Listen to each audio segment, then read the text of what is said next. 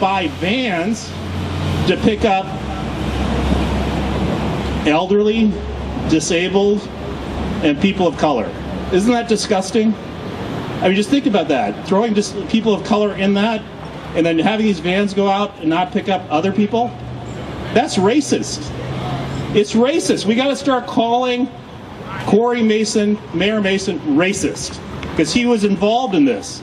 He was involved in targeting communities of color and individuals of color. All over the Wisconsin Safe Voting Plan, it says, not only are we going to target the Wisconsin 5 cities, but we're going to target neighborhoods within the cities if they have people of color. That's just wrong.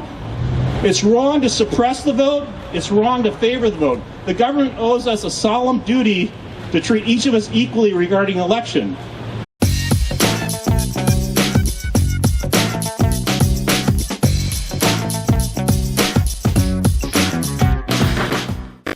Well, good morning. Welcome back to Talking Racine. We're going to do something a little different today. We're going to start with a video. Let's start with a video. Yeah, but first, George Myers. I'm here. Jim Spodek, Dr. Ken Jorgen. And this video is going This is the press release of a lawsuit that was filed on the City of Racine from a attorney out of Minneapolis, Minnesota, on open records. It was really a mandamus, which is City of Racine was not turning over information on an open records, and he's filing. He wants to go to court and demand or compel the court to demand that the city turn over records. Some were, I guess, given up, but there were others that is behind. Well, it's good. It's about time somebody came in and kicked some butt with these record requests. Yeah, it's been a real problem. Wait, and by the way, we did horrible. it last Thursday at Monument Square. So that's. I mean, we were right in downtown Racine. Yep. All right, I'm going to start out and we can kind of go. All right. So they got this money, and what are they supposed to do with it? They're supposed to apply for a grant from the organization that gave them the money. And so these are the documents you see we're looking for. We're requesting these documents. Now, Vicki Selkow was really the one who was running the 5 mayors out of this office here. So Selkow was telling, hey, mayors, get on the phone. Yeah, they had several phone calls before the grant application. They were told to do worksheets that CTCL had prepared. I'll talk about the worksheets in a minute. And then they put together the Wisconsin Safe Voting Plans. In the Safe Voting Plan, it basically says our goal is to get out the vote in these 5 cities. Now, some people out there are going to say, well, I'm involved in political campaigns, and get out the vote, that's something campaigns do. Right, under federal and Wisconsin law, getting out the vote is assigned to campaigns, candidates, and political organizations. Your city is not supposed to get out the vote. That's for the people to do. It's our election, not the city's election. They're not supposed to favor one city over another, one resident over another, but that's what they did.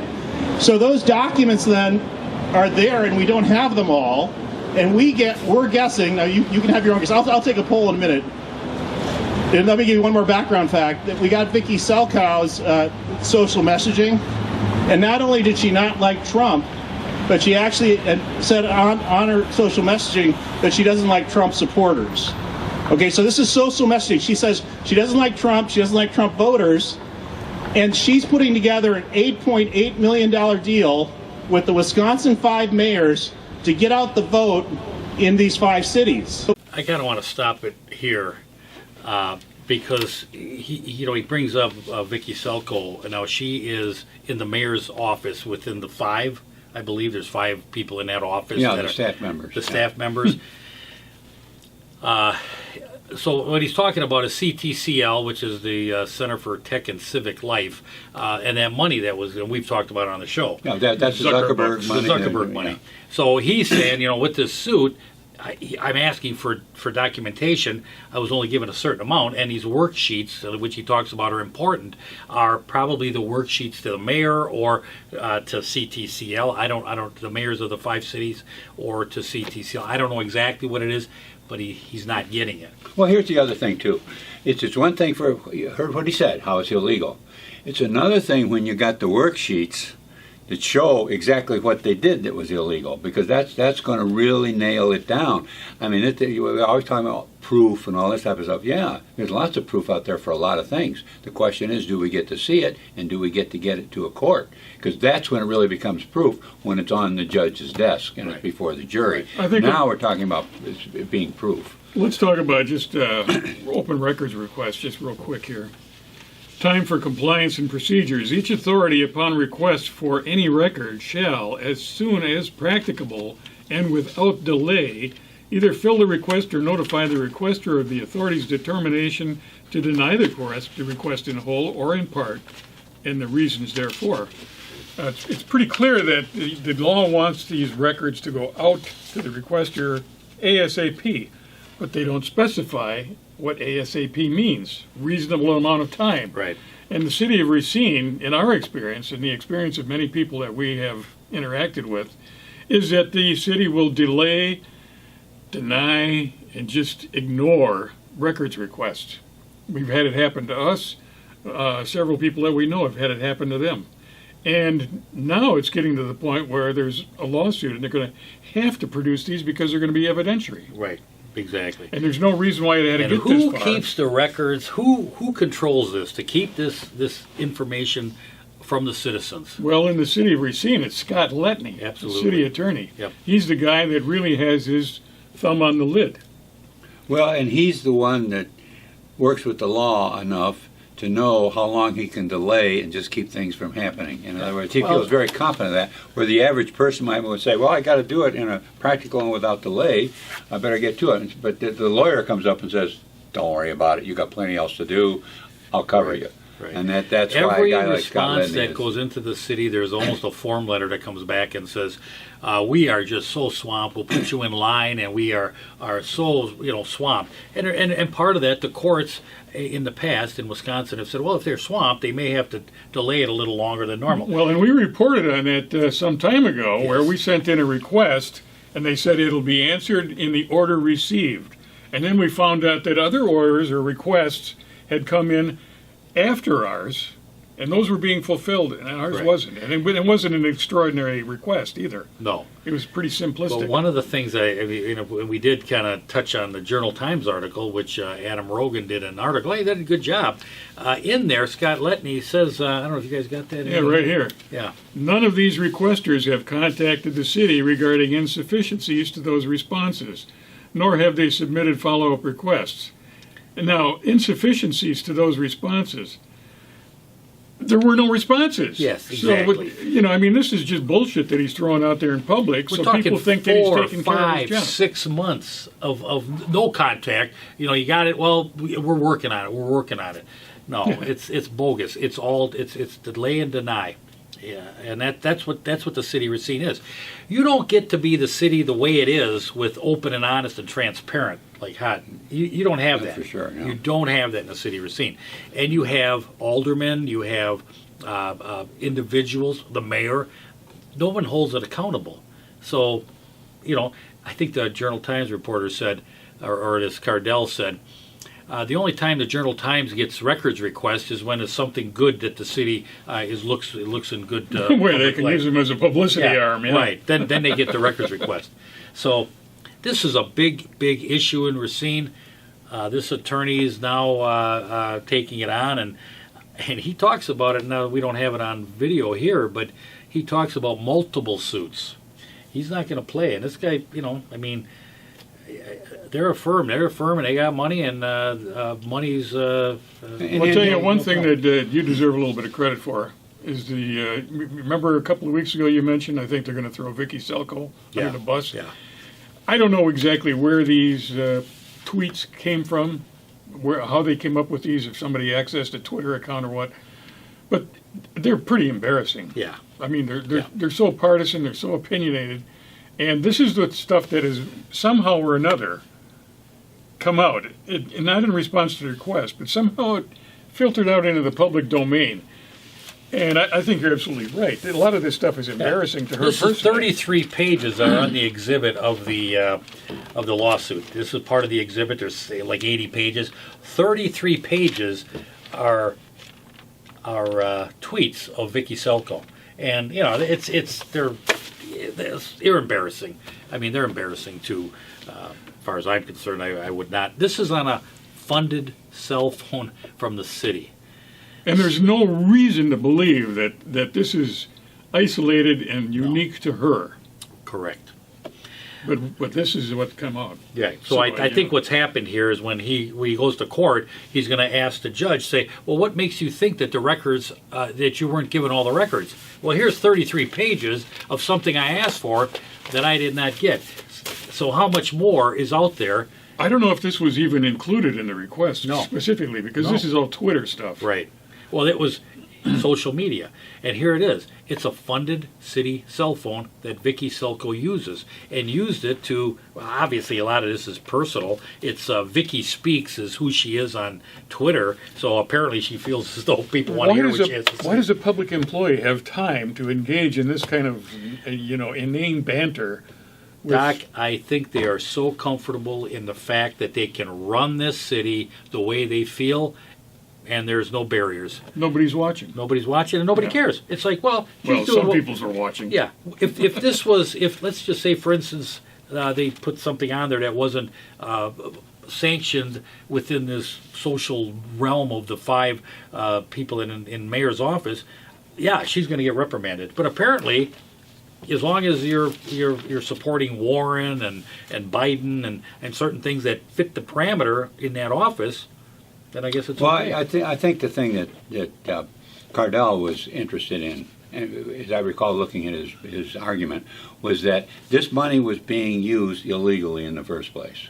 All right, that's what he was just saying there, and he's saying, and judging by these emails, it's being used specifically for Democrats. In other words, it's trying to push a political agenda for one of the parties. So not only is it illegal, but it's pushing it in this direction, which he's saying, now let me see the records, and then that's why he says they're probably hiding it, is because once you see that It's writing, embarrassing. what it is. Personally embarrassing. And he's looking for that information, like how did this money come out of Chicago with the Zuckerberg? He's looking. He's in court. I mean, he's got 5 lawsuits across the state, and he wants information. And like he calls Racine, ground zero. It is. Yeah. Well, that term zero keeps coming up in reference to Racine. But yeah, there's. I'm going to put the lawsuit, and I'm on the website. You'll be able to go down and pull the lawsuit and the exhibits, and you can look for them, at yourself. But part of the problem is open records. There's a couple loopholes, I guess, in Wisconsin open records, and Letney has utilized that to the absolute maximum. He's not going to pull it off. He's going to go to court in this, and he's going to be embarrassed because it's obvious he's been dodging these open records, not just this one, multiple ones. And I hope Cardell takes him to task. And I hope this is the catalyst. Yes. For opening up the records, right. Specifically in Racine. I don't know what it's like in other areas. Probably as bad in some. Yeah. Probably not as bad in others. Correct. There might even be a couple of places that are worse. In an open records, on a mandamus, he's asking for his attorney fees, he's asking for costs, and he's asking for sanctions. So it's interesting. He's not playing, and I love it. He's got a very interesting argument that the government is not supposed to be engaged in getting out the vote. Right. The government holds the election, but that's a political party and various other types of organizations whose job it is to get out the vote for a particular party or something like that. But it's almost along the lines of the religious thing, where a government is not supposed to support any particular religion. Yeah. Okay. It's up to individuals to do that, and this is along those same lines. It has nothing to do with religion, but I'm just saying. Okay, let's for go one them step to go further, out and George. say we're going to push for this political party, our government is out of bounds in the way. Okay. Well, once you're on the clock, you're supposed to be nonpartisan. So it's supposed to be your public servant. Right. It's not your part of Okay, so let's look at it. Let's look at Racine in particular. You've got a clerk now was put in that position and took an oath in that position to run the elections. That's her job. Now, was she running those elections? I highly doubt it. I think that was fed to her, and I think there's some issues that we brought up on the show a couple weeks ago about her emails and how she was working back and forth with Zuckerberg persons from CTCL. Vicky now comes in and is, as Cardell explains, was the linchpin, I guess, to the 5 cities and how it was distributed. But who is really the mastermind here? Yeah, it's going to be Corey Mason. Is So behind it all Corey the time. sets them up with all cell phones. We're not doing emails anymore. We got cell phones. So they got cell phones, and they can do all the texting, and there's a lot of calls. But my guess is those cell phones, funded by the city. Maybe we should put in a records request to find out who paid for those cell phones. That'd be a good one. And who's paying for the ongoing services. Right, exactly. And I think and What do you think the odds are that we get the response? well, I think at this point, I think there's some, I think there's some pressure on right now. Yeah. Now definitely. I don't know if you'll get it yet or not, but the fact is, my thing is Corey's in the back pulling strings. These are embarrassing tweets to me. I mean, on a city-funded phone, yeah, they're embarrassing, but it's allowed. This would never happen in a corporate world. This is BS. They would shoot this woman out the door, and with Tara too. So I think, and there's other persons in that office, and I think he rules that place like a master, and he's pulling the strings. But I'm pulling like a mafia boss. I'm pulling the strings. Get this, get that, do this, do that. My hands are off everything, though. Right. Well, and yeah, that's right. That's a good way to operate. I mean, she's the one that's being hung out to dry, Right. And she's the one that's going to have to come up with the data, or at least they're going to have to come up with her data, because Yep. she was running the show, and Right. Corey, like you say, was in the background, probably just personally telling do this, do that, and didn't even have to go on the record. Don't have to go with email or text or anything like that. Right. All right, you want to finish them up? Yeah, let's hear what you got to say. So the safe voting plan has, I think, 12 explicit provisions that say we're going to make it easier for people to vote in person. We're going to make it easier for people to vote absentee. So under Wisconsin's common law, that's the law, not statutory law, but common law, and this is very important to understand, is that under the common law of contracts, in Wisconsin, if you have a contract that's illegal or against public policy, it's void. So if you murder someone under a contract, try to get the contract enforced in the circuit court here. It won't work, right? We don't enforce illegal contracts in Wisconsin. And so this Wisconsin safe voting plan violated the Constitution, violated Wisconsin law, so it is void. This is the path to victory. This is the path to victory. The path to victory is recognizing this was not a public health care measure. If it was, where were the public health professionals? Where were the doctors? Where were the nurses? Where were they? Where was the guidance on public health issues? Zero. They're all election experts, left-wing nonprofit election law experts, and they're all telling your Wisconsin 5 cities what to do. So the point of the inquiry here is to get to the bottom of that, so we know all of the connections between all the nonprofits and how it came down. But it was so involved, like the Center for Civic Design, they went to the Wisconsin 5 cities, they redesigned the absentee ballot envelope, and the absentee ballot instructions for just the Wisconsin 5 cities. It was mentioned that we're going to buy vans to pick up elderly, disabled, and people of color. Isn't that disgusting? I mean, just think about that. Throwing just people of color in that, and then having these vans go out and not pick up other people, that's racist. It's racist. We got to start calling Corey Mason, Mayor Mason, racist, because he was involved in this. He was involved in targeting communities of color and individuals of color. All over the Wisconsin Safe Voting Plan, it says, not only are we going to target the Wisconsin 5 cities, but we're going to target neighborhoods within the cities if they have people of color. That's just wrong. It's wrong to suppress the vote. It's wrong to favor the vote. The government owes us a solemn duty to treat each of us equally regarding election. Oh, God, now the Democrats are racist. That was quite a grouping. Oh, my God. The elderly, the disabled, and the black people. Sorry about that. It's not funny, all you healthy black people. I'm sorry that you're put in that group, but that's the way Corey Mason looks at you. Yeah, but here's the thing. Again, we go into his plan, and he brings it out. The victory, the way he looks at it, is It wasn't a safe voting plan. It was a voting plan. Yeah. And it was disguised as a health plan. Like you said, well, if you had a health plan, you'd bring in doctors and nurses. You brought in election specialists. Yeah. So I think he's got a good shot here. I mean, Well, I don't know. can see where they would argue that it's a health plan insofar as they're making it less likely that you will encounter other people during the election process, during the voting process. Right.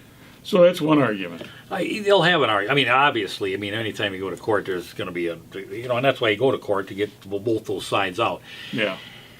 You But know. to make Yeah. to make a medical argument like that, Yeah. you know, distancing without having anybody medical there, only politicians there. Right. See, Looks that's a their, little fishy. yeah, that's going to be their downfall if it comes to it. Yeah. Well, who did you have that was? Well, we had Michael Spritzer Rubenstein, Yeah. as our doctor. He talked about 6 feet apart. I mean, it's bogus, but we'll see. We'll see where it all goes. But I think the bottom line here is that. The bottom line is that the election integrity has for a long time been questionable, Right. and now it's coming to a head. And I like it. I think it's good. Hopefully it's coming to Yeah, a head. I agree. I mean, when you get to this level, and it's so obvious, I guess what is kind of disheartening to me is that nobody's calling it out within the city. You don't see an alderman stepping up. You don't see somebody from. What are you kidding? Yeah, See an alderman step up? I know. I mean, it's Come like on. they almost look. See, I think in corruption, when it's happened so long and it's part of the fabric in a community or the city, let's just say, the citizens actually believe that's the way it's supposed to be Yeah, run. it's so pervasive you Yeah. don't see it. Right. Yeah. It's you don't run a campaign out of the mayor's office. You don't give cell phones and go do personal things on it. You don't text a third party about the votes that are sacred, but yet you happen to know who voted and who didn't before the state does.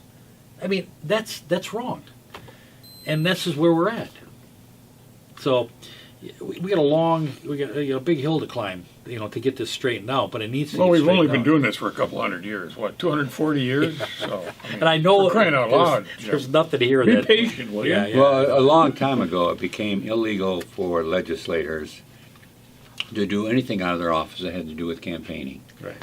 You just weren't allowed. And I remember when Bonnie Ladwig, who was probably one of the more honest legislators around, where she actually got caught up in it because everybody was doing it, right. And she refused to use that argument that everybody was doing it. She just had to apologize because she'd made a couple calls that had to do with campaign money or something like that from her office.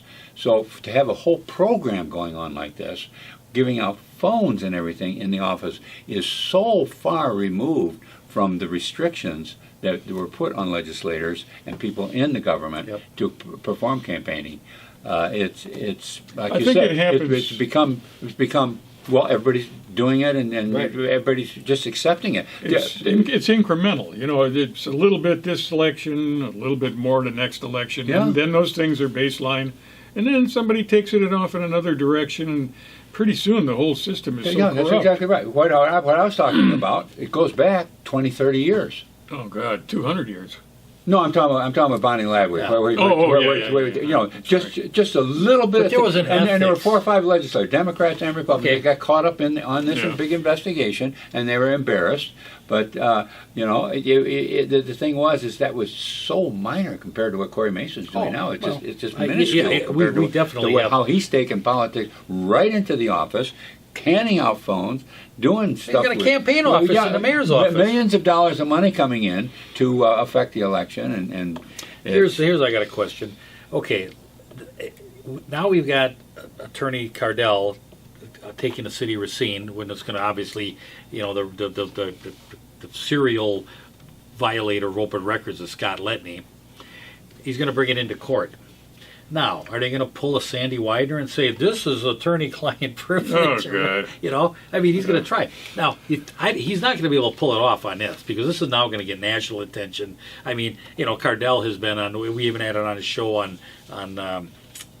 Bannon. War Room. Yeah. I mean, he's been on. He is a national figure. This Right. guy. That's when you see him talking so powerfully up on that stage. It's because he's been there, done that. Right, This I've is seen his- him on some other videos and some other legal shows. So you got Scott Letney here, who's going to try to pull no, he was able to pull it on Sandy Wider because he had a judge that, and he had a couple judges who are in the pockets. Yeah. You Yeah, know, they're but family this and time all it's that going to be a stuff. little All bit kind of difficult conflict, yeah. because you know what? There's going to be more than talking Racine in that room with a camera. Well, is he going to be able to pull off all of his communication, his attorney-client privilege? I mean, I don't know how he made that fly, other than by having a compliant judge. Well, that's because again we go back to the whole well, this is the way that criminality works. It's so we all understand it now. So again, I go back to we have no representation in these aldermanic districts. One alderman stand up and say, "Hey, there's an ethics violation here," but obviously we don't have that alderman. It's amazing, and you know, I think every one of those aldermen in there were legitimately elected. Yeah. People just like them, and Trevor Young is probably the epitome Yeah. of likability, Likability, yeah. of a person that's just strictly a bobblehead, an empty sack, you might say, Like a and puppy.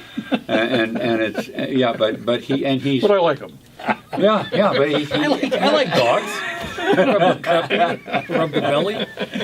yeah, you cannot. No, you can't just cannot like the not guy. like him. But you know what, George? I mean, that there's so much complicity, so much. I'm trying to think of what the right Love. term is, where everybody conformity. There's so much conformity that it's almost impossible for a person to stand up and be a lone voice on that council. Yeah. Because they're going to think, well, big deal. I'm going to make this vote 14-1. Right, exactly. You know. And I don't want to be that one because then they're going to keep me from I'll the cocktail never- party. What if something really important comes along? I got no clout. Well, and the only appeal we can make is to people is that quit voting for people you like because you think they're a nice person. Looking to see. Maybe we can run again. Looking and see what they I'll tell stand you for. what, I know some people that they're a little bit. I know people that nobody likes. We could get, Maybe we get them through. Hey, vote this one. Nobody likes this guy. Get him in there for once. vote Todd, a real horse's ass. Oh my God. What else we got?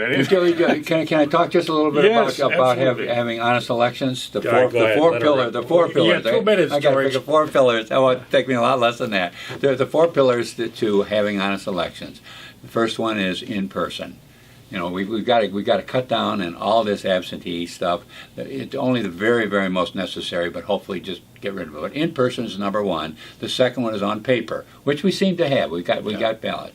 The third one is to hand count them. Let's get away from this machine counting. It can be done pretty easily, hand counting, just almost as fast, probably faster by the time they get done with all the rigmaroles. And of course, the last one is one day. You don't need 2 weeks to vote. You can do it in 1 day. In person, on paper, hand count, 1 day. You know what I would like about 1 day? A shot at honest election. If it's a national holiday. I agree with Election Doc. day. No, I'm not saying, yeah. No, I love that idea. It doesn't have to be on Tuesday. Yep. Yeah, make it on a Sunday. Make it so a national everybody's holiday. off. They got time. Yeah. Boy, the Yeah. restaurants will be full. But the main thing is 1 day. You've heard of ballot harvesting, how that works. You go out. Well, you know what? In person and 1 day eliminates that without any further ado. And they can get to the It's polls, and you can give them rides, and there can be a lot of You stuff. can do all set that up. stuff. But Yep. this idea of Yep. Public transportation Yep, free free. that day. Free. Why not? Absolutely, make it a big deal. Yeah. I agree. There are ways that this can be handled, but basically, I don't think that they got the stomach for it. Those that are already elected, because they know Exactly. Both that the sides game is fixed, and now that it's fixed, they don't want No. to. It's fixed in my favor now. Both of them, Democrats, Republicans, absolutely. Well, it's one thing I'm hoping these audits will bring out. If they get in there and find out where that went wrong, where the things went wrong, I think they're going to find out it was when you violated those 4 pillars. When you got away from in person, got away from on paper, got away from hand counting, and got away from 1 day. That's when the corruption started to seep in there. And I think that's what it's going to show. So that's going to be evidentiary for us. But in the meantime, give it a shot. All right. Well, I think that's all we got to say today. I hope you had a good week last week, and then next week is even better. And if it is or it isn't, it doesn't matter. You still got to be here on Monday morning. So we'll see you then.